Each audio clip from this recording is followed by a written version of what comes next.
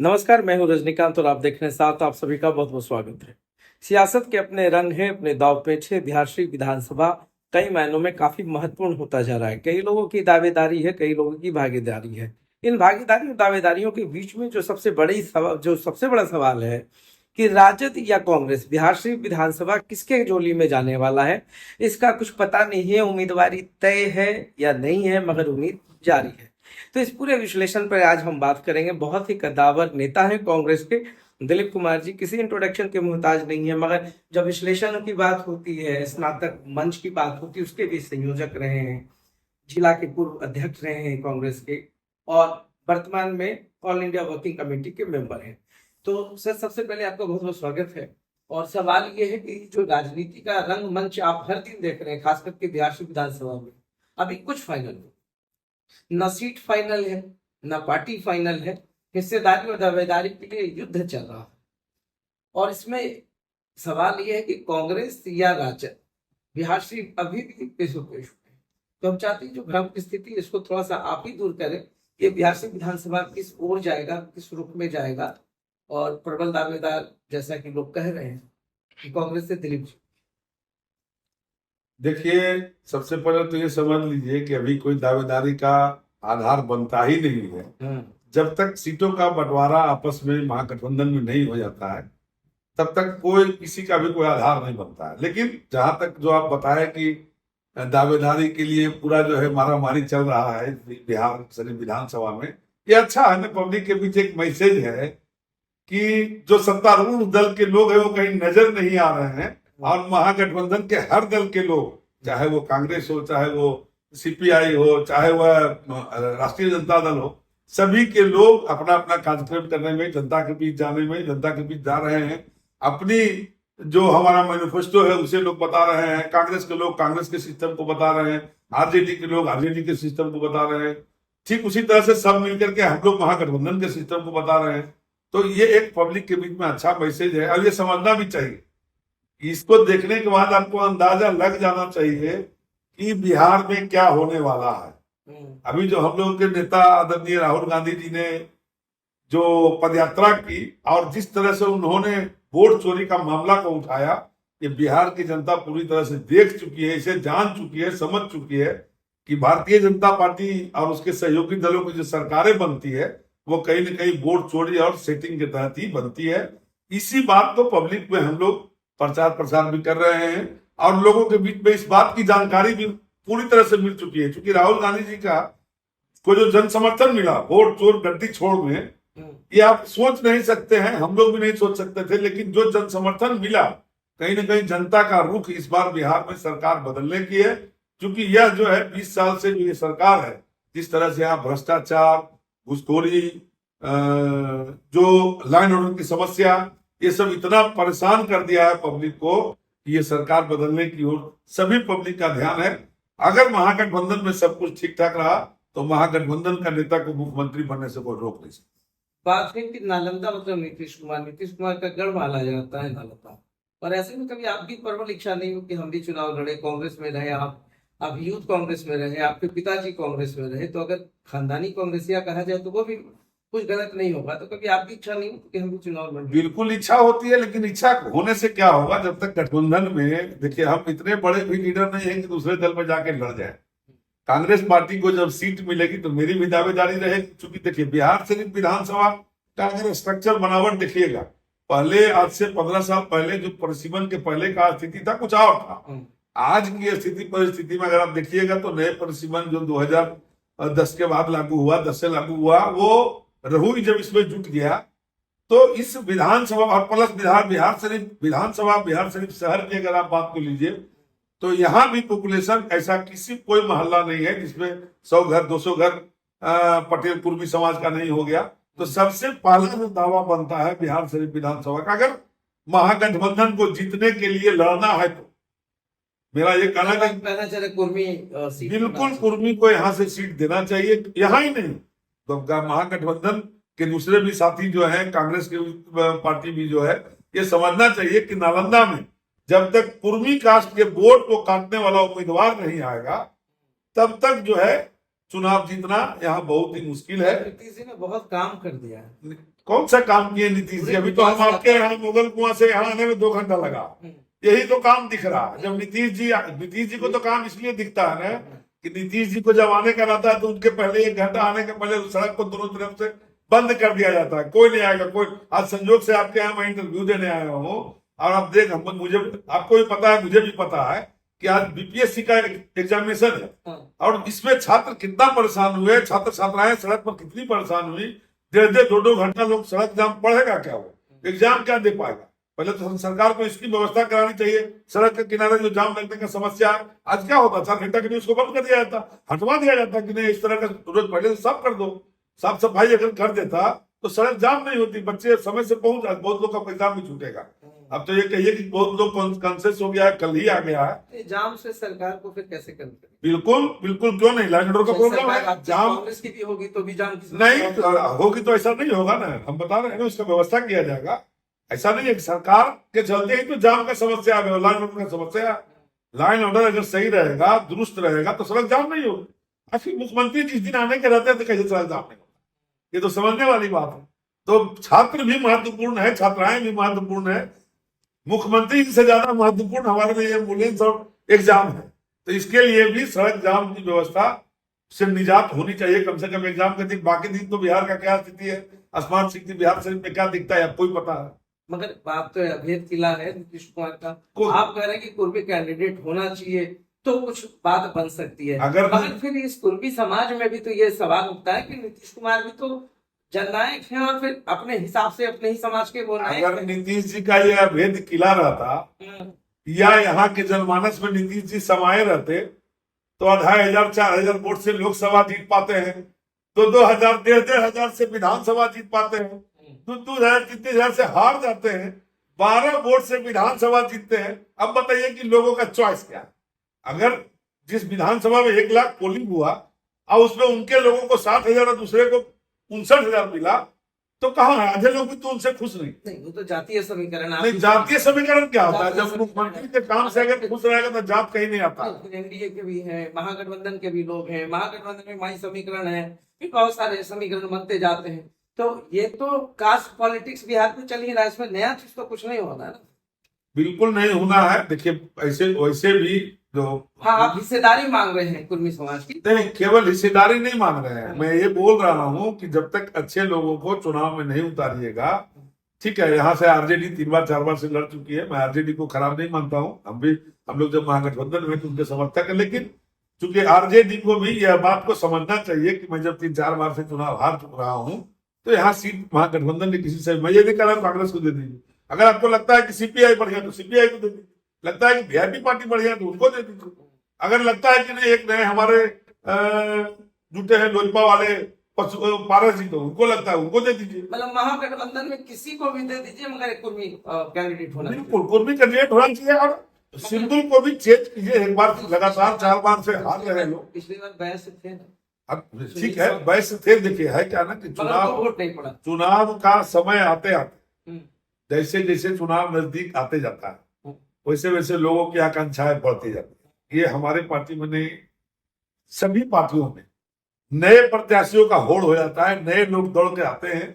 और जो सबसे बड़ा, मैं आपको अपनी पार्टी का बात बताता हूँ, कांग्रेस पार्टी का जो कैंडिडेट होता है उसको दूसरा कोई नहीं हराता है, पब्लिक उसके साथ होती है, लेकिन कांग्रेसी उसको हराने में, चूंकि अभी जो स्थिति बना हुआ है, एक विधानसभा से 25 लोग 30 लोग दिए हैं अपना आवेदन, टिकट तो एक ही को मिलना है।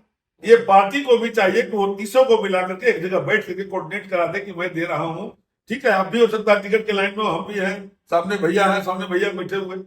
ये पार्टी का भी दायित्व बनता है कि वो जो लोग आवेदन दिए उन सभी को एक जगह बैठा करके और ये कहा दे कि भाई मैं रजनीकांत जी को टिकट दे रहा हूँ, आप लोग सभी जाके इनको मदद करके चुनाव में जिताइए। लेकिन ये होता नहीं है। बाकी एक को टिकट मिल गया आपको, हम लोग 29 विरोधी हो जाएंगे। आपको हम लगेगा कि नहीं रजनीकांत जीत जाएगा तो हमको अगला बार टिकट नहीं मिलेगा, रजनीकांत को हराने में लग गया। ये नहीं होना चाहिए। दूसरे दलों में जो समझदार लोग हैं वो इस काम को जरूर करते हैं कि दल से कोई रूठ के जाए नहीं, दल से किसी को नाराजगी नहीं हो, उसको लोग बनाने की कोशिश करते हैं। लेकिन कांग्रेस पार्टी में हमें देखते आ रहा हूं कि ये परिपाटी जिस दिन आ गई, जिस दिन कांग्रेस पार्टी अपने वर्करों को मनाना शुरू कर दी, जिस दिन कांग्रेस पार्टी अपने वर्करों के बीच काम करना शुरू कर देगी उस दिन कांग्रेस पार्टी के आगे आज भी कोई नहीं। चलिए बिहार से कुछ मुद्दों को उठा लेते हैं।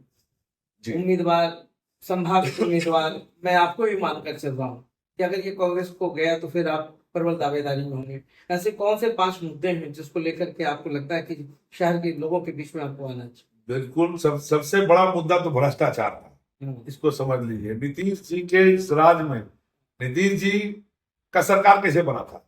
उन्होंने जंगल राज क्या करके पब्लिक को दिग्भ्रमित किया और वो सरकार बना लिए। ठीक है। अभी उस जंगल राज से भी महाजंगल राज में चल रहा है। अभी यहाँ की सरकार चल रही है। किसी भी जगह चले जाइए, ब्लॉक में चले जाइए, कलेक्ट्रेट में चले जाइए, किसी मैंने कहीं भी कोई भी सरकारी संस्था जहां आप चले जाइए, बिना घूस का और बिना नजराना का कोई काम नहीं होता। और समय पर तो होना छोड़ दीजिए, समय की बात। नीतीश जी ने बहुत सारे वादे किए, ये अधिकार इसके तहत इतना दिन में काम हो जाएगा, कहीं कुछ होता नहीं है। अब ये पहला मुद्दा हो गया। दूसरा मुद्दा जो है स्मार्ट सिटी बना। आप समझ सकते हैं स्मार्ट सिटी की क्या स्थिति है। अब तो बराबर सोशल मीडिया पर और सरकारी ग्रुप में भी डालते रहते हैं कि सैकड़ों करोड़ रुपया खर्च करके नया सड़क बना, वो जो बना आपका आनंद मार्ग है ना, अभी से ही उसमें पानी जमना शुरू हो गया। इसका 5 साल बाद भविष्य क्या होगा? स्मार्ट सिटी का जो भी काम है, जिस तरह का भी काम है, वो सारा यहाँ फ्लॉप है। कहीं कुछ दिख नहीं रहा है, कहीं पैसा पता नहीं, कई 1000 करोड़ रुपया खर्च हो गया यहाँ, लेकिन काम बस वही एक सड़क दिख रहा है, उसमें भी पानी और कीचड़ नजर आ जाएगा। अभी भी चलिए, अभी बारिश हुए 4 दिन, बंद 4 दिन से बारिश नहीं हुई है, अभी भी पानी कहीं कहीं पर जमा हुआ। ठीक है। तो ये मुद्दा हो गया। तीसरा मुद्दा आप लोग देख रहे हैं, यहाँ जो जाम की समस्या है शहर में, है ना, ये भी बहुत बड़ी समस्या है। लोग आते हैं, सोचते हैं कि बगल के देहात से कि हम 1 घंटा में बिहार से लौट जाएंगे, और बिहार से यहाँ पहुंचते उनको 3 घंटा लगता है। जबकि मुख्यमंत्री जी का कहना है कि 3 घंटा में पटना से किसी भी डिस्ट्रिक्ट के हेडक्वार्टर तक आप पहुंच जाइएगा। और उन्हीं के पटना में बाईपास, हम लोग यहाँ से 1.5 घंटा में पटना पहुंचते हैं, और पटना से पटना जाने के लिए जद्दोजहद करके 2 घंटा लगता है। तो ये सब समस्या यहाँ भी है, बिहार शरीफ में भी है। ये एक समस्या है आपका स्मार्ट सिटी का समस्या, जो काम का समस्या है, भ्रष्टाचार का समस्या है। और साथ ही साथ जो सबसे यहाँ का जो मूलभूत संरचना है, जो ढांचा है, जिस रूप का भी है, हम तो एक बिजली का भी समस्या, बिजली रहती है, कटती है, जाती है, अभी नहीं जाते। 125 मिनट फ्री मिल गया, लेकिन नीतीश कुमार को इससे 125 मिनट फ्री दे देने से अगर बिजली सही हो जाए, अभी आप इस मोहल्ले में, हम आप क्या बैठे हुए, इस मोहल्ले का ट्रांसफार्मर उड़ेगा तो इस पूरा क्षेत्र की बिजली को काट करके ट्रांसफार्मर को बनाएगा। जबकि ये जब हम लोग बच्चा थे तो देखते थे कि हर मोहल्ले में, हर जगह उसका अलग से कटिंग करने का व्यवस्था होगा। अभी का स्थिति में इतना उन्नत और सब कुछ सुदृढ़ होने के बाद भी अगर इस मोहल्ले का बिजली को काटना होता है तो पूरा ग्रिड से ही काटना होता है, उसका सारा पूरे मैंने शहर के लोग खामियाजा भुगतते हैं। तो शहर में बिजली की समस्या भी निजात कर पाने के लिए एक उसका बढ़िया से खाका बना करके, किस तरह स्मार्ट सिटी के नाम से जाना जा रहा, ये सब होना चाहिए, प्लानिंग होना चाहिए कि कैसे किसी को डिस्टर्ब नहीं हो। किसी के घर के बिजली को बनाने के लिए ग्रिड से लाइन कटवाना पड़ता है, दुर्भाग्य देख लीजिए, सोच लीजिए। और तीसरा जो चौथा जो 5वां समस्या है, कि जल नल जो योजना चला रहे हैं, बहुत खुश मुख्यमंत्री जी की, हमने जल नल स्कीम चला दिया। ये सबसे बड़ा बीमारी का कारण है घरों में। ऐसा कोई घर नहीं है जो बिना दूषित पानी पी रहा हो। जल नल के समस्या में सभी के घरों में जब पहला पानी आता है तो पूरा काला आता है। क्या है बताइए, उसके बाद भी हम लोग उसको जल को पी रहे हैं, क्या करें? अब तो वही पानी आ रहा है घरों में सप्लाई। ठीक है, लोग फिल्टर लगा लिए हैं, कितने लोग फिल्टर लगाने में सक्षम है? जो बेचारे गरीबी रेखा से नीचे बसर कर रहे हो, कहां से लगाएंगे फिल्टर? तो ये सब मामला भी बहुत जरूरी है। ये बहुत बड़ा मुद्दा है कि जब तक हम पानी अच्छा नहीं पिएंगे, बढ़िया से बिजली का व्यवस्था नहीं होगा, बढ़िया से रोड पर चलने का व्यवस्था नहीं होगा, प्रदूषण रहेगा, है ना, तब तक जो है विकसित शहर का परिकल्पना नहीं किया जा सकता। मगर सवाल ये है कि आप लोग तो विपक्ष के लोग हैं, सरकार का जो काम है उस पर भी आप लोग कहेंगे कि हाँ टीका टिप्पणी करना है, मगर आज भी देखिए रोड की कंडीशंस, बिजली, तमाम चीजें नीतीश सरकार में 2005 से पहले जो कह रहे हैं, हम नहीं कह रहे हैं, नीतीश कुमार खुद कहते हैं कि 2005 से पहले कुछ था, इतना व्यवस्थित कर दिए बिहार, फिर भी आप लोग कहते हैं नीतीश कुमार पे कहा। तो हम भी कह सकते हैं कि 1995 के पहले किसी के हाथ में मोबाइल नहीं था, तो कौन ला दिया? अरे समय के साथ विकास भी होना है, फंडिंग अपने आप बढ़ना है, और आप लोग कर लेंगे। कोई भी कर लेगा, राहुल किसी की गांधी कर भी लेंगे। किसी की भी सरकार बनेगी। अब लालू जी को लोग खराब बोल रहे हैं ना। 1990 में बिहार और झारखंड एक था, तो 15,000 करोड़ का बजट था। आज 3 लाख करोड़ का बजट सिर्फ बिहार अलग होने पर है। तो जैसे जैसे फंडिंग का व्यवस्था होगा, काम तो होगा। और ये जो काम आज बता रहे हैं कि हम 20 साल में जो है सड़क सुधार दिए, तो सड़क सुधारने से क्या हो गया? सड़क को सुधारने से सड़क में व्यवस्था सुधर गया क्या? कभी जमाना हुआ करता था बिहार में कांग्रेस के विधायक हुआ करते, जी अब वो सपना रह गया कांग्रेस का। नहीं, इस बार सपना नहीं रहेगा। इस बार महागठबंधन यहाँ जीतेगा। कसर नहीं है, कचोटता नहीं है। नहीं नहीं, कि आखिर हाँ, कांग्रेस इतना नीचे क्यों चला गया? नहीं, इसलिए नीचे चला गया ना कांग्रेस। कांग्रेस जात पात नहीं करती है, एक चीज समझ लीजिएगा।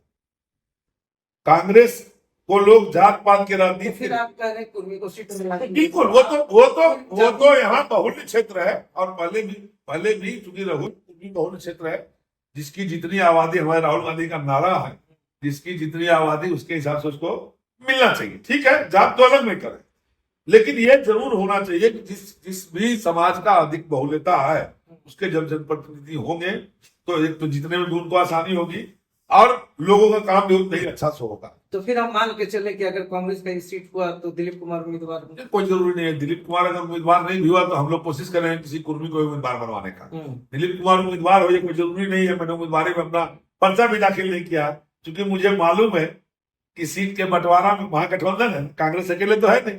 कहाँ किसको क्या मिलेगा, हम पहले से क्यों, हाँ तैयारी है। लोग के बीच हम जाते हैं, गाँव देहात जहां भी है जाना, घूम घूम कर रहे हैं, कोई दिक्कत नहीं है। मैसेज भी लोग को है, ऐसा नहीं है कि बिहार शरीफ में हमको बहुत ज्यादा पहचान दिलाने की जरूरत है। कोई हम नया, या ऐसा भी कोई नहीं कर सकता है कि हाँ बिहार शरीफ के अंदर में कभी दिलीप कुमार ने किसी का कुछ बिगाड़ा हो। एक अच्छे इंडस्ट्रियलिस्ट, ये कोई हमको नहीं कर सकता है कि हम कांग्रेस पार्टी में हैं तो कहीं दूसरे पार्टी वाला को गाली देते हो।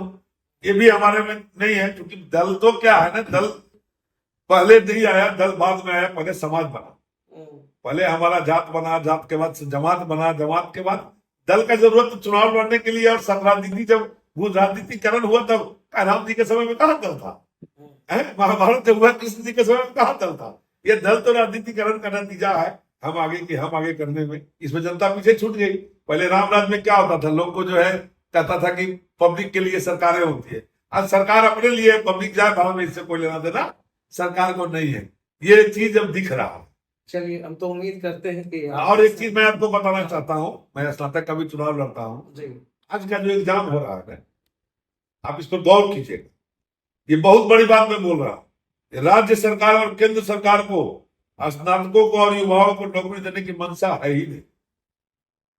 एक ही दिन दो परीक्षा, आज के दिन ही एसएससी का और आज के दिन सीजीएल, हाँ, जो कंबाइंड ग्रेजुएट लेवल का एग्जाम दिया जा रहा है, और आज के दिन ही बीपीएससी का एग्जाम दिया जा रहा है, जबकि बच्चे दोनों तैयारी करते हैं। सीजीएल और बीपीएससी की बात कर रहे हैं आप? दोनों बिल्कुल सही है। तो अब बताइए कि हम अगर दोनों विषय की तैयारी, दोनों एग्जाम के लिए तैयारी किए हैं, तो हमारा एग्जाम छूट जाएगा। तो सरकार को नौकरी देने की मंशा है ही नहीं। ये बहुत बड़ा प्रश्न है, पता नहीं लोगों को जहन में क्यों नहीं आया। मैं तो स्नातक अधिकार का मंच का गठन और स्नातक का चुनाव इसलिए लड़ा था कि कम से कम जो पढ़े लिखे हुए लोग हैं, जिनको अपना अधिकार नहीं मिल रहा है, हम लोग उनको साथ लेकर के सत्ता से लड़ाई करके, सरकार से लड़ाई करके स्नातकों को अधिकार दिलाने का काम करेंगे। अब हमको याद है, आपको याद हो या नहीं हो, आज से 30-40 साल पहले स्नातक का पेंशन आता था। जो उस समय स्नातक होते थे, जिस तरह से आप देखिए सामने भी मनरेगा है, सरकार ने क्यों मनरेगा लाया कि अगर हम मजदूरों को काम देने में सक्षम नहीं हुए तो उसको फिर भी हम 100 दिन का मजदूरी देंगे। तो हम आपके राज्य में, आपके सिस्टम में हम पढ़ लिख करके जवान हुए, पढ़ लिख करके हम बेरोजगार रहेंगे। स्नातक और स्नातकोत्तर हो गए, हम पीजी कर लिए, ग्रेजुएट हो गए। अगर हमको आप काम नहीं देते तो हमको भी 100 दिन का रोजगार होना चाहिए। हम इस सवाल दोनों को लेकर के स्नातक का चुनाव लड़े थे। और मेरा विधानसभा स्नातक अधिकार मंच का आप संयोजक? जी है, स्नातक संयोजक है। और लोगों के बीच में हमारा जाना आना भी होता है, ये बात को हम रखते हैं। तो कहीं ना कहीं ये समझिए, स्नातकों को समझना चाहिए कि बिहार सरकार उनके साथ कैसा सौतेला व्यवहार कर रही है। एक तरफ बीपीएससी का एग्जाम रखवा दी ताकि केंद्र में नौकरी नहीं कर सके। अगर केंद्र के नौकरी में जाए तो बिहार का नौकरी से छुटकारा पा ले। दोनों का परीक्षा, जबकि सभी लोग दिलीप जी जो है ये लंगी मारने से बाज नहीं आते, कहीं ना कहीं सरकार को घेरने की जितनी भी अवसर मिल जाए, अच्छा मौका मिल जाए, चूकते नहीं। और बिहार से विधानसभा में क्या कुछ होगा उनके समाज की मांग हो रही कि कुर्मी से ही किसी को टिकट मिलना चाहिए। महागठबंधन चाहे वो राजद हो, कांग्रेस हो या माले, चाहे वो कोई भी लड़े, खैर इनकी मांग है। बाकी तो शीर्ष नेता क्या तय करते हैं और बिहार से इनकी राजनीति किस ओर किस करवट जाएगी ये आने वाला वक्त तय करेगा। तो हमसे बात करने के लिए आपको बहुत बहुत धन्यवाद। जी धन्यवाद।